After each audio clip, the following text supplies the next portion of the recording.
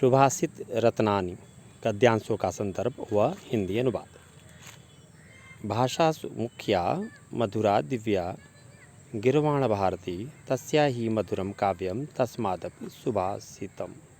प्रस्तुत श्लोक हमारी पाठ्यपुस्तक संस्कृत दिग्दर्शिका के सुभाषित रत्नानि नामक पाठ से उद्धृत है। अनुवाद। सभी भाषाओं में देववाणी सर्वाधिक प्रधान, मधुर और दिव्य है।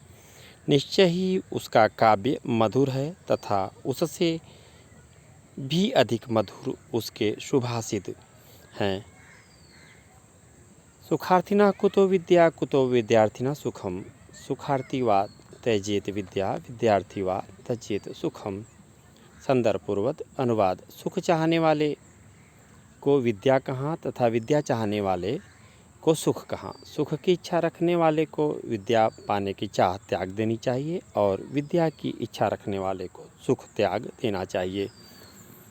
जल बिंदु निपातेन क्रमशः पूरयति घटः स हेतु सर्वविद्यानां धर्मस्य च धनस्य च। अनुवाद। बूंद बूंद अलगिरने से क्रमशः घड़ा भर जाता है, यही सभी विद्याओं धर्म तथा धन का हेतु है। यहाँ कहने का तात्पर्य यह है कि विद्या धर्म एवं धन की प्राप्ति के लिए उद्यम के साथ साथ धैर्य का होना भी आवश्यक है, क्योंकि इन तीनों का संचय धीरे धीरे ही होता है। काव्यशास्त्र विनोदेन कालो गच्छति धीमताम व्यसनेन च मूर्खाणाम निद्रया कलहेन वा।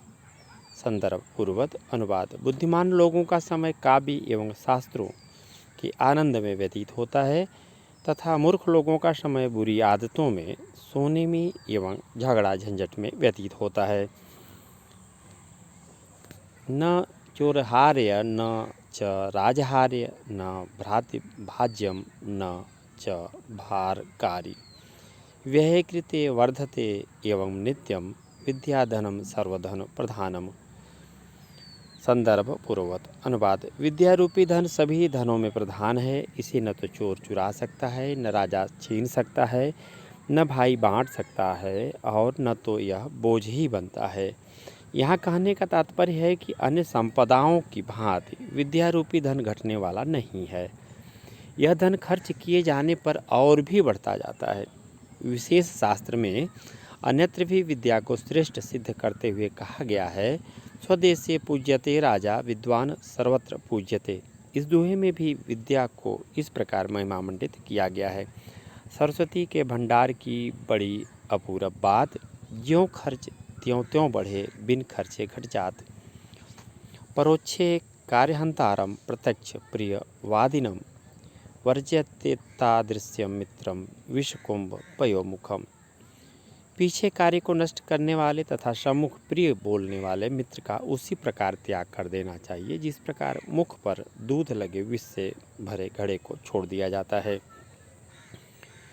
उदेति सविता ताम्रस्त्राम एवास्तुमेति च संपत्तौ च विपत्तौ च महतामेक रूपता। महान पुरुष संपत्ति एवं विपत्ति में उसी प्रकार एक समान रहते हैं जिस प्रकार सूर्य उदित होने के समय भी लाल रहता है और अस्त होने के समय भी। यह कहने का तात्पर्य यह है कि महान अर्थात ज्ञानी पुरुष को सुख दुख प्रभावित नहीं करते, न तो वह सुख में अत्यंत आनंदित ही होता है और न दुख में हतोत्साहित। विद्या विवादाय धनम मदाय शक्ति परेशाम परिपीडनाय खलस्य साधो विपरीतुमेतु ज्ञानाय दानाय च रक्षणाय। दुष्ट व्यक्ति की विद्या वाद विवाद के लिए, संपत्ति घमंड के लिए एवं शक्ति दूसरों को कष्ट पहुँचाने के लिए होती है। इसके विपरीत सज्जन व्यक्ति की विद्या ज्ञान के लिए, संपत्ति दान के लिए एवं शक्ति रक्षा के लिए होती है।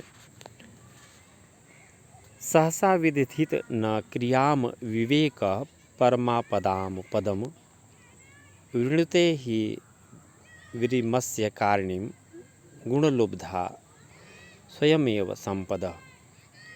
बिना सोचे विचारे कोई भी कार्य नहीं करना चाहिए। अज्ञान परम आपत्तियों का स्थान है।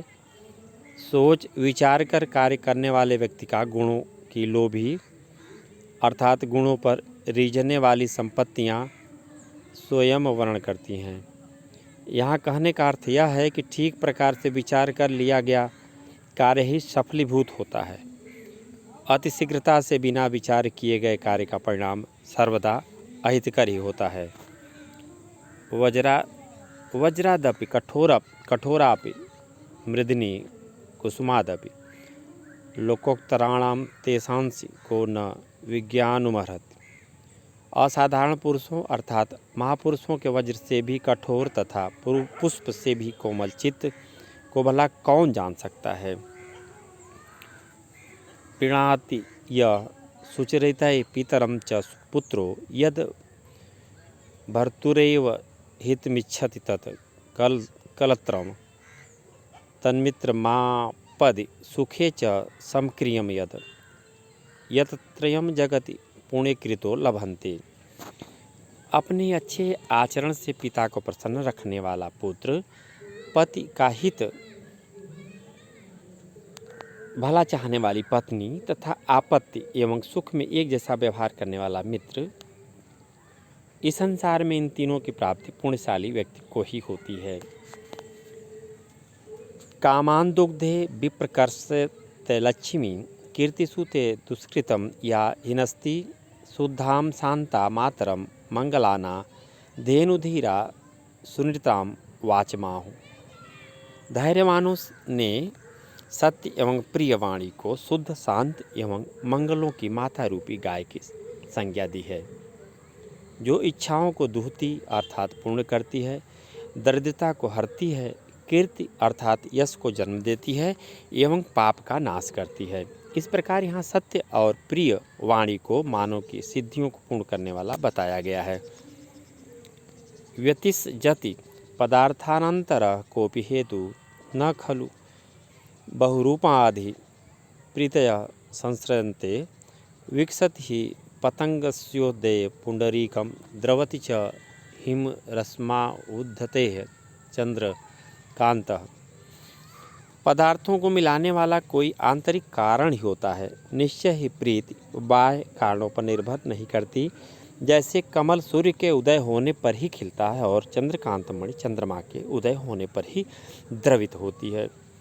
निंदतु नीति निपुणा यदि वा स्तुवन्तु लक्ष्मी समाविशतु गच्छतु वा अथेष्टम अदैव वा मरणमस्तु युगांतरे वा न्यायात पथः प्रविचलन्ति पदम न धीरा। नीति में दक्ष लोग निंदा करें या स्तुति, चाहे लक्ष्मी आए या जाए, स्व इच्छा से चली जाए, मृत्यु आज ही आ जाए या फिर युगों के पश्चात, धैर्यवान पुरुष न्याय पथ से थोड़ा भी विचलित नहीं होते। इस प्रकार यहाँ यह बताया गया कि धीरज धारण करने वाले लोग कर्म पथ पर अडिग होकर चलते रहते हैं जब तक उन्हें लक्ष्य की प्राप्ति न हो जाए। ऋषियो राक्षसीमाहो वाच मुन्नमत्तदृतयो सा योनि सर्ववैराणां स ही लोकस्य नृसति। ऋषियों ने उन्मत्त तथा अहंकारी लोगों की वाणी को राक्षसी वाणी कहा है, जो सभी प्रकार के बैरों को जन्म देने वाली एवं संसार की विपत्ति का कारण होती हैं।